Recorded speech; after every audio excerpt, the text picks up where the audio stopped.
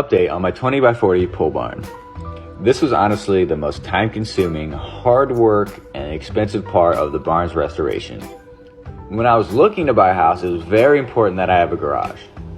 I was lucky enough to find a house that was fully renovated and had a 100-year-old pole barn in the backyard. I'm sorry it took so long to make an update video on the barn. This video is made from snippets from the last 2 months of just working on the weekends to prepare to pour concrete. I originally was going to pay somebody to do it and get a loan. The grand total for everything I wanted was $15,000 from concrete, insulation, walls, rebuilding my trusses, which really wasn't too bad. I just didn't want to be in debt, so my main focus was getting concrete.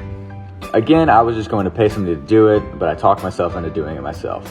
Doing it myself saved me a lot of money. Like a lot of money. $6,000 worth of money. I got a couple price quotes that range from $5,000 to $9,000. Honestly, altogether, from ordering concrete, foam boards, renting the compactor, and the skid steer, I'm into the concrete $2,500. Growing up, I was raised to think that I can do anything. My mom and dad really pushed me to do the barn by myself, and I'm thankful that they did. Because now I'm not in debt like I could be if I didn't do it myself.